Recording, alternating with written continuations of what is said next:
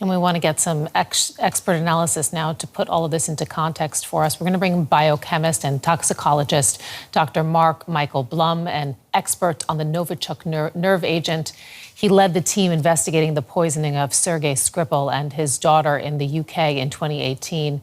Both survived that attack. Thank you so much for joining us. According to Navalny's spokesperson, Russian investigators want to examine his body for, and I'm quoting here, at least 2 weeks. How long is Novichok traceable in human tissue? Good afternoon. Definitely for more than 2 weeks.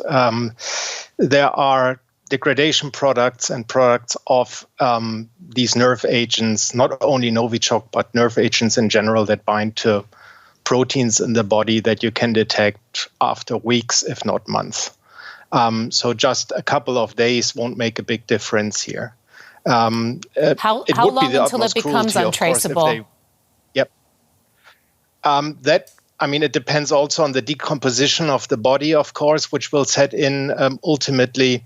But there is a case, for example, from a woman that died of sarin poisoning in Syria, but made it over the Turkish border, and her body was in a morgue for multiple weeks, not even months, and it was absolutely no problem finding degradation products in there. Same would be true for the Novichoks.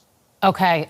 Now, to be clear, we do not know if Novichok indeed caused Navalny's death, but if he was killed by Novichok, what would be the telltale signs on his body?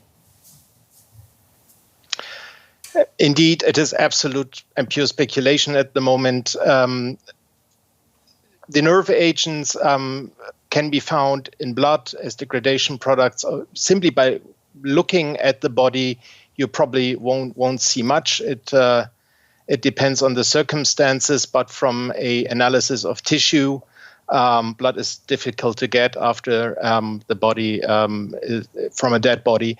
But from tissue samples, there are specific markers. They're well established. Labs around the world can do this, including Russian labs, by the way. And these blood analysis or tissue analysis would reveal the presence of the agent within a couple of hours. How exactly does Novichok kill? Like the other nerve agents, it inhibits a crucial enzyme, acetylcholinesterase, which is responsible in the mechanism that switches on and off your nerve systems. And if that doesn't work, your muscles can be controlled anymore.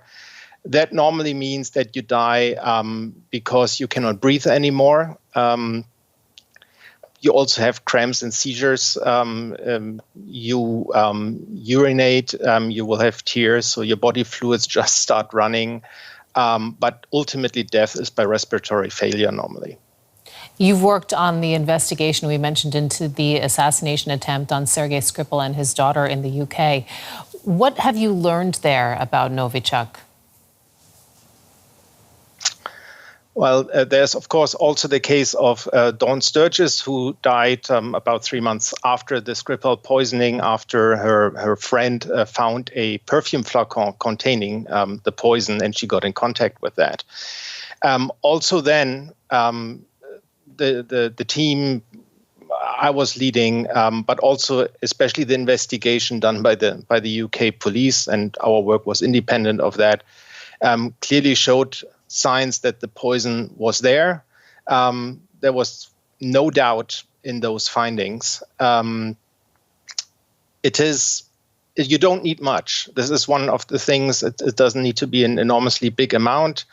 A couple of milligrams will actually do the job. Plus, also, it has a delayed effect. This is what makes it somewhat different from the more established nerve agents like sarin, which act much faster. So if indeed they would have used such a substance, it would be, as I said, utmost cruelty, because if they would have told him that, he would have known that he only had hours to live. But on the other side, I think it's important to stress that this is, at this point, absolute pure speculation.